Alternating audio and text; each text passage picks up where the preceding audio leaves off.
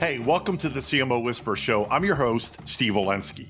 Part marketing practitioner, part ad agency veteran, part journalist. I was a writer for Forbes for 10 years. I've had so many insightful conversations over the years with business leaders, to athletes, to celebrities, to, of course, CMOs. The only difference now is instead of sharing those insights through written form, I'm doing it this way. My guest today is Maxime Guirauton, Vice President and Global Head of Marketing and Sales Development at Visa, where he's helping power the engine behind Visa Direct and driving demand across markets, regions, and time zones. Before Visa, Maxime was the CMO at Currencycloud, the cross-border payments platform that Visa acquired. And earlier in his career, he led major brand and growth work at Samsung Electronics and JLL. Translation: he's lived inside global enterprises, high-growth tech, and complex B2B ecosystems, and he knows what it takes to build brands that actually move revenue. He's also the co-host of Visa's Money Travels podcast, where he sits down with industry leaders to unpack the future of money movement and marketing innovation. My newfound friend, Maxime Guirauton, said that right? Welcome to the show. Amazing. So well done. I don't know how long you practiced the surname, but very well done. Sorry for the French surname. Not an easy one. No. Listen, I told you off air, I practiced for 15 minutes before this recording. So if you ever need me to announce you at an event, I got you. Can't wait. Okay. I got it on the list Exactly. now. All right, we're going to have fun. So you've built your career across global brands, high-growth fintech, and now you're one of the most powerful payments platforms in the world. You've seen marketing from the inside of scale, speed, and serious complexity. First question is, when you look back across that journey, and it's been crazy and wild, what's the biggest shift you've seen in how marketing is expected to drive business today? Yeah, really, really good question. I think there are a few things that we've seen. Seismic changes from, the role of marketing in the organization, and the role of brands and the role of marketing sometimes are opposed, and people are looking at that as two different things. And really, it's between what the brand side of marketing is and what the commercial side of marketing is. And we're seeing like a lot of changes and a lot of back and forth on these questions, which are really, really interesting, but also really confusing, if I'm honest. And I think for me, it's part of the same equation. You have to be really strong on building the brand, because the brand is what's going to open the door, as well as building the commercial side, because the commercial side is what's going to generate the revenue for you. And I think the combination of these two actually make marketing powerful. The other thing that I've seen, and also because I've worked across different industries, is the role of product marketing in marketing. And this is a function that keeps moving between product, go-to-market sometimes, marketing. Yet it is core when you want to go to market, your product, being a product like a physical hardware product or a solution or a service, is core to the story you're going to tell to the world and what you sell. And I think that's for me, it's a complete part of what marketing is in the organization. Yeah. The shift is really, and that shift connects directly to something that you said that really stuck with me. And you said brands tell people who we are, commercial shows them why it matters today. So why do companies still get this wrong? Well, I think, as you know, it's one of the topics that you covered multiple times on your show. There is a lot of work that's been done by a lot of people to demonstrate the importance of brands and the brand economics. And sometimes people want to decouple the two. Brand also is seen as cool, and that's the thing that everyone wants to work on. The commercial side is probably harder in a way, in a different way, but also the return on investment is easier. I say easier because it's not always easy, depending on the product you sell, but it's easier to demonstrate, right? And then you had that split, right? I want commercial marketing day in, day out, because that's the today economics. That's what people look at, is what's happening right now in my pipeline that I can touch. That's the tangible side of things. The brands will create the value for today and tomorrow. It creates, it will generate your pipeline in 2, 3, 5 years down the line, but it is hard to touch right now. So the money you invest today, it's hard to deliver a return on investment straight away, right? And I think that's the reason why so many people are focusing on today and not necessarily looking at the long term and the big picture. It's I'm chuckling because it sounds so simplistic, but that's kind of the point, right? Yeah, that's the thing is you need to be able to. No, let me take a step back. It's just like when you join a new company, you're in a new role, right? We're going to ask you to do your 90 days. And what you want to do during your 90 days is you want quick wins. You want to demonstrate you're the guy for the role. You want to make sure that there are things that straight away you can deliver, have an impact over, right? For me, that in a way is your commercial marketing, right? That's what we're going to deliver, because straight away you're going to have things that you can tangibly, touch. But you also want to be the guy that is here to share vision of where we're going, what we're going to do, and how we're going to deliver moving forward, and how we're going to evolve and help the brand and the company, if you don't want to use brand as a term, but the company to be successful, not just now, but in 5 years, right? And that is probably more where the brand plays a big role. And I think today, that's the way I like to compare it, is like, you newbie, that's what you have to do. You build your 90 days and you build with your vision. And separating the two is a recipe for failure, because you might be successful like short term, but your pipeline at some point will dry out because you haven't looked at where you want to be and what your audience wants you to be, and why your product matter is not only what you're selling today, is also what you're going to be able to deliver tomorrow. It's no more complicated than that. I don't want to sound like patronizing, and it's not that. No, that's the way it's I'm not looking at it. Well, put it this way: anybody hearing that, if they take that as patronizing, then they have other issues. I'll just leave it at that, because it's not patronizing; it's the truth. But let's pull back the curtain a little bit. Go within Visa. How does it look when brand and commercial work together?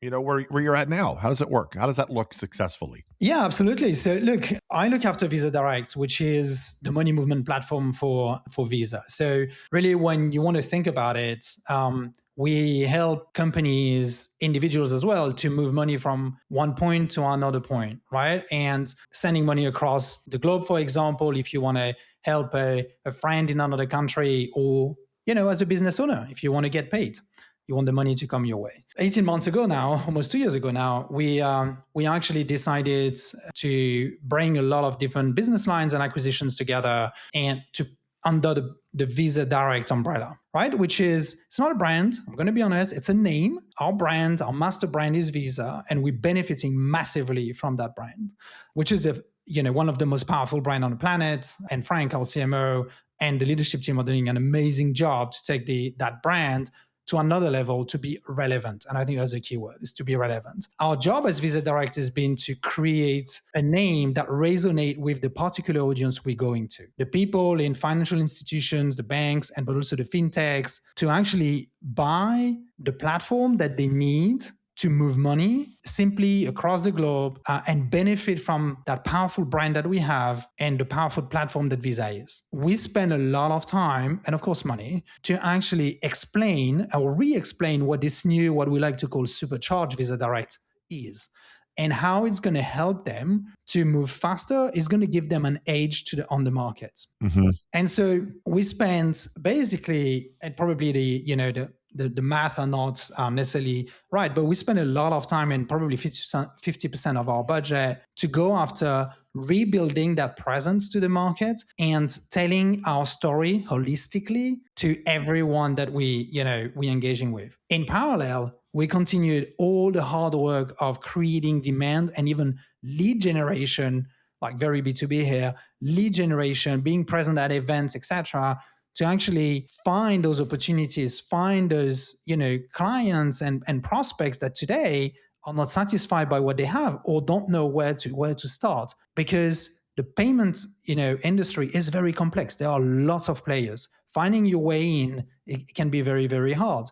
And I think that's what we did. We spent a lot of time doing this. So probably 50%, 50-50. 50% rebuilding the presence of Visa Direct and simplifying. And we're still on this journey. It's not complete, to simplify who we are. And then the other 50% to actually create the pipeline for our salespeople to find new opportunities and new clients out there. Yeah.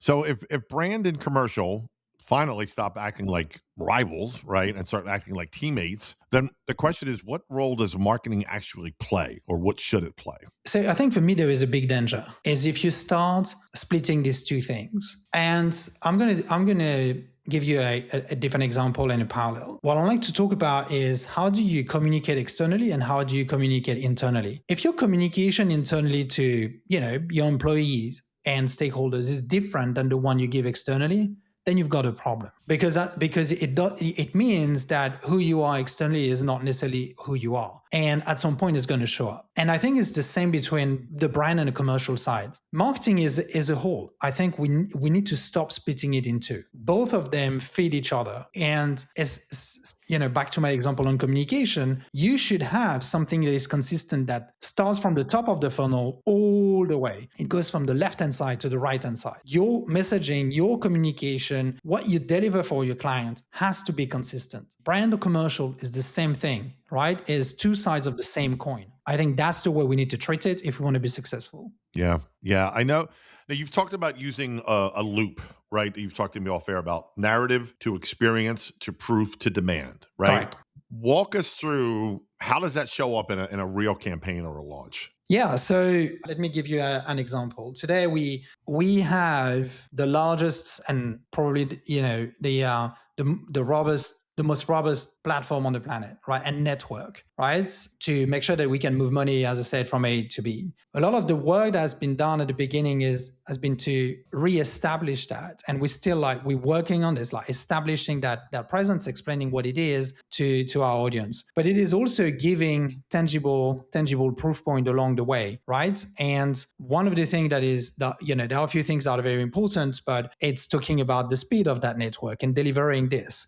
It's not only saying that we can do it, it's also proving that we can do it. And so we're demonstrating that through, various different campaigns that go at the top of the funnel, really, the traditional, I would say, advertising, digital, etc., to events where people can actually tangibly see and play with what we do, so they can do it and they can see it for real, but also getting experience with our existing clients, right? And getting our clients to tell their story to the world, right? And say, this is not just a narrative that they have built, to convince you. That's the truth, because this is what I'm experiencing every day. And we do that with them. This is more valuable than anything that we can do. And that then generates the right opportunities for us to basically build on. I think the other thing as well, and that I think is truly what I think makes us unique, we tailor everything to every single individual, every single client we're working with, right? It's every client has a specific need, a specific implementation, and we really make sure that what we deliver is the best for our clients for all our clients. And if you need a little bit more of salt, or a little bit more of pepper, or a little bit more of this and that, we will make that happen. So you have what you need for your challenges, your opportunities, and the clients you serve. So you have the loop, the narrative to experience to proof to demand, right? Where do CMOs or marketers, where does this loop get broken the most?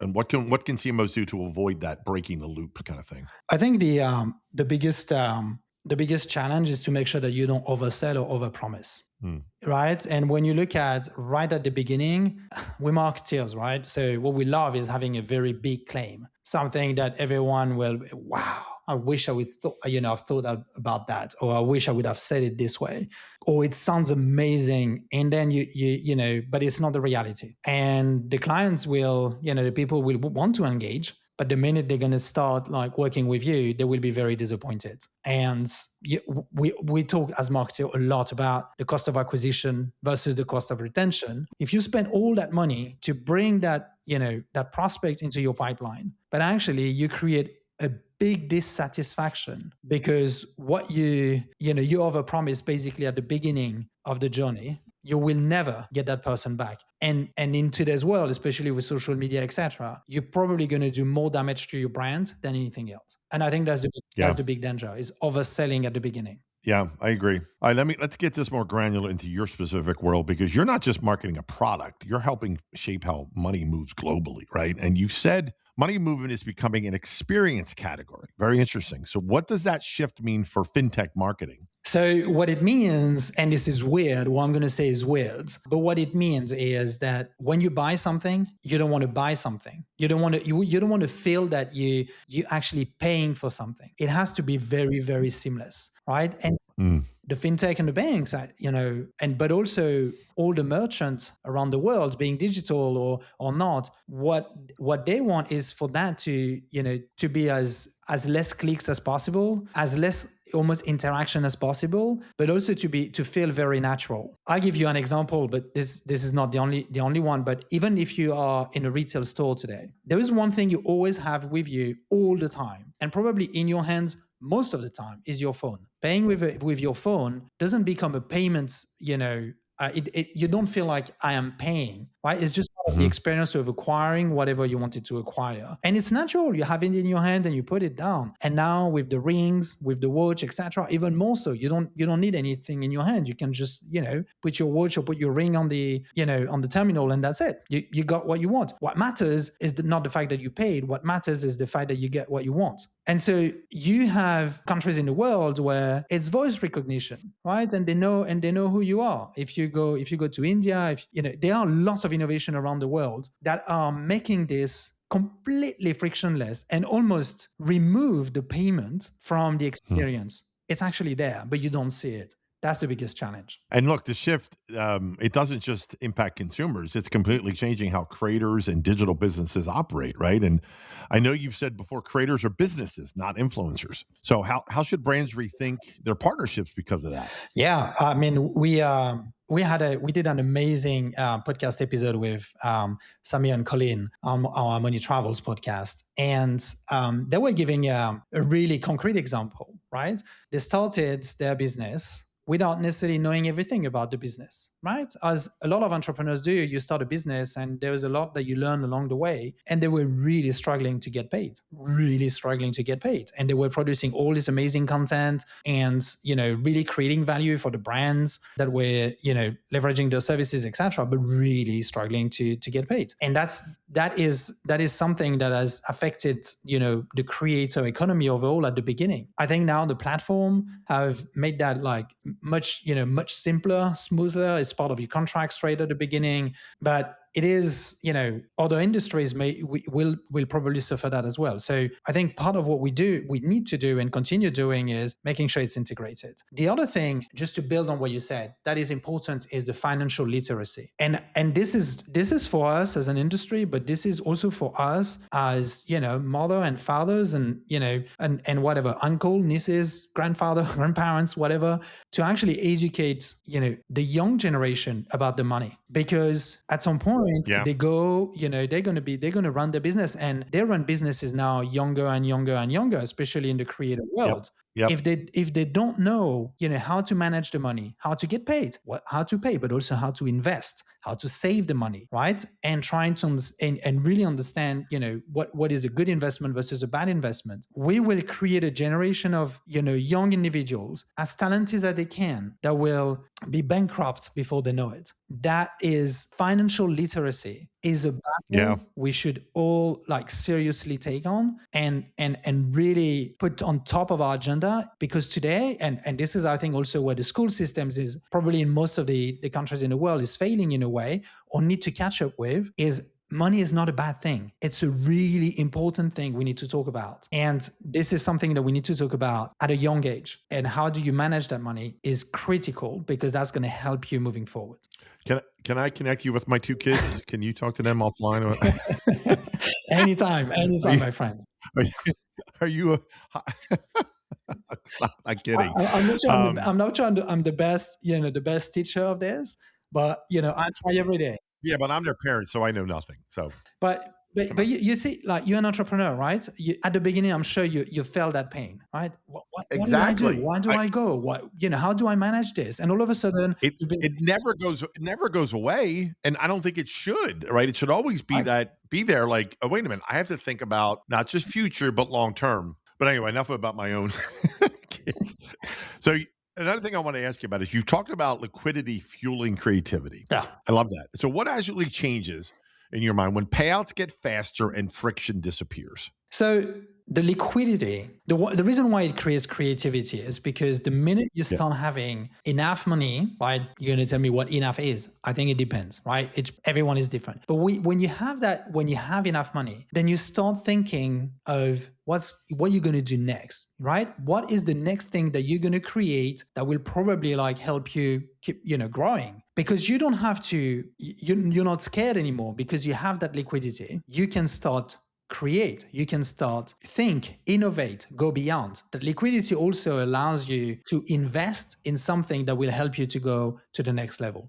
Basic thing in your world, you start maybe at the beginning, you don't have much, you have the equipment you've got, and a lot of people started with a phone. But then you start like having revenue coming in and you buy one of the fancy mic and a fancy camera. The content is much more relevant. It's much more professional and you start getting additional calls. You have more views, you create more liquidity. That liquidity will help you to invest in a studio. And then you're going to start working with brands, doing more things and etc., right? And you can continue your journey and continue to create new thing, adding new thing to arsenal because that liquidity is not a problem anymore for you, right? And it's not a matter of being rich. I just want to be clear with this, right? Maybe I hope everyone can be rich, but it is a matter of creating that amount of money that will help you going to the next level without you being scared that you can't eat tomorrow. And that is true for anything, right? Yeah, totally. It removes that barrier or that problem from your head, and it helps you. Basically, it frees up your mind. It frees up your creativity. Without question. Listen, we can't talk about scale or anything really today while talking about AI, right? And whether people love it, fear it, whatever. Now, you've said something I completely agree with. You said AI won't replace marketers, but it will replace marketers who don't use AI, right? I could not agree more. So first question, where do you see the biggest advantage today when it comes to AI in marketing and those who use it? Yeah, so I use it every day. I think we need to embrace it big time for a lot of what we do. Where do I use it? And we use it today a lot. We have copywriters in the team. They use it a lot to validate sometimes, the quality of what they write. They use it also as a source of inspiration sometimes. And most of the time, if you ask them, they're like, well, this is not completely right, but at least it gives me, another angle, something I didn't think of. And it helps actually the copywriters to create better content. Mm-hmm. We use it for creatives, creating video, creating assets. We don't always need like a big creative concept. Sometimes we need something that would be good, but that doesn't have to be, breakthrough. And we need speed because we've got something that has been launched. We need something very quickly. We didn't, we didn't know, it was unplanned, whatever. We need something quickly. We use it there. And today people don't see the difference.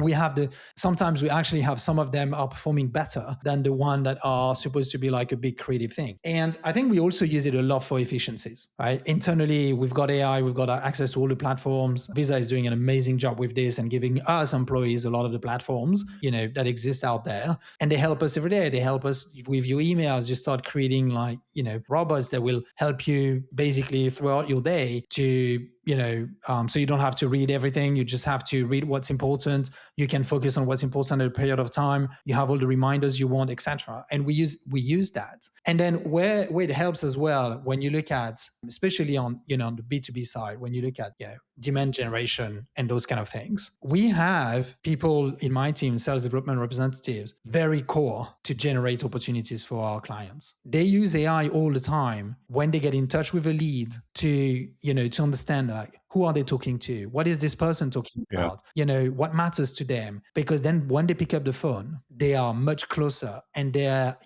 arguments, their lines are much stronger and much on point because AI has helped them to prep those meetings. This is invaluable because when someone picks up the phone from, when SDR call you and they basically have 30 seconds to convince you to stay on the phone and actually for you to engage. They need to be super sharp. I don't think AI can do that yet, maybe one day. But I think what AI does for us is helping them to be super sharp and for the first 30 seconds to be the perfect 30 seconds. So we have a longer conversation. Yeah, I love that. As we wrap up, I gotta pick your brain on leadership because you've been doing in this role or similar roles for a while, and my audience are CMOs, C-levels, leaders. And my first question is quite simply, in your opinion, what makes for a great leader?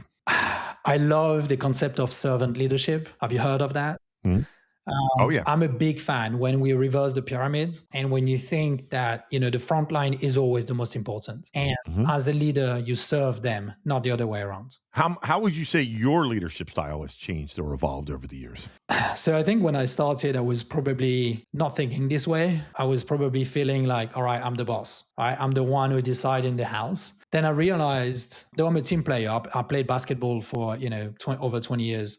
Mhm. And I really started thinking it can't work this way. Because when I play basketball, yes, you always have best players, etc. But the reality is you win as a team and you lose as a team. And I started, pivoting the leadership style to actually give more freedom to the team. And back to liquidity as well, is like also giving them more freedom was also a great opportunity to have more creativity in the team. Yep. And get them working at their best potential. And then the second evolution for me has probably been when I started to understand that having people better than you in certain field or even better than you full stop or in certain areas, etc., actually is better for the company. And you shouldn't be scared. You should embrace it. When you're a junior leader, you don't get that. You're scared for your role. You feel like someone's going to replace you. As you come more seasoned, not to say mature, you probably see that very differently and you understand the power of the team. And the servant leadership, I really saw the full potential when I started at Currencycloud, because that was the core of the leadership principle. And that has been an amazing eye-opener. And it was only 4 years ago. Yeah. And so now I'm a big believer. I'm a converted. Servant leadership is the way I see my role and I see the evolution of companies. It's a great way to end this. It's a perfect mic drop. Maxime, let me try one more time. Guirauton. Very well. Very good. Thank you so much for coming on the show. Yeah, thank you, Steve. I appreciate it. Thank you for having me. It was a pleasure. Well, that wraps up another episode of the CMO Whisperer Show. I hope you shared this episode with your friends. And if you have not already, please subscribe to be kept up to date on all the latest episodes. And if you're so inclined, leave me a review on your favorite podcast platform. Thank you.